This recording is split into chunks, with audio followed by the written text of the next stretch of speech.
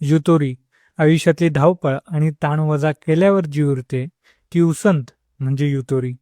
गेल्या आठवड्यात हा जापनीज शब्द वाचनात आला आणि आयुष्यात उसंत या एका गोष्टीचं काय महत्व असतं हे अधिक गडदपणे अधोरेखित झालं. बघा ना, जर तुम्हाला ऑफिसला पोहोचायला बरोबर 30 मिनिटं लागतात आणि तुम्ही घरातून निघतानाच 30 मिनिटं आधी बाहेर पडताय, तर तुम्ही वेळेवर नक्की पोहोचाल. पण तुमच्या आयुष्यातून एक खूप महत्वाची गोष्ट गायब असेल, ती म्हणजे युतोरी.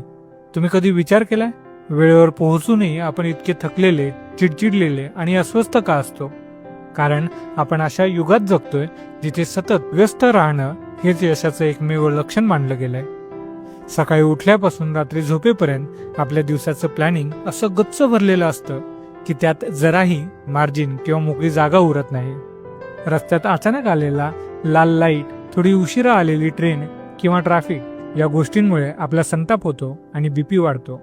आपण वेळेच्या शर्यतीत जिंकतो खरं, पण स्वतःच्या मानसिक शांततेची शर्यत मात्र पूर्णपणे हरतो.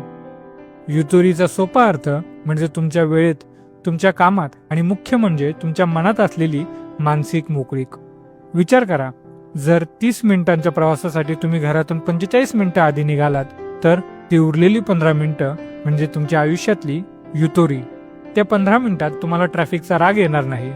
तुम्ही रस्त्याच्या कडेची झाडं पाहू शकता, अचानक आलेला वाऱ्याचा स्पर्श अनुभवू शकता, आवडतं गाणं ऐकू शकता किंवा अगदी शांतपणे स्वतःच्या श्वासावर लक्ष केंद्रित करू शकता. ही 15 मिनिटं फक्त वेळ वाचवत नाहीत, तर ती तुमच्या मेंदूला शांत ठेवतात, चिडचिड कमी करतात आणि तुम्हाला या धावपळीच्या जगात एक माणूस म्हणून जिवंत ठेवतात. आपण गाडी चालवताना ब्रेकसाठी पुढे समोरच्या गाडीपासून थोडी जागा ठेवतो ना, पण आयुष्यात, वेळेत आणि मनात ती मोकळी जागा का ठेवत नाही?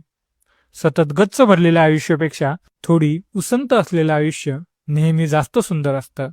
या शनिवारी धावपळ थांबवा आणि स्वतःला विचारा, तुमच्या आयुष्यात युतोरी आहे का?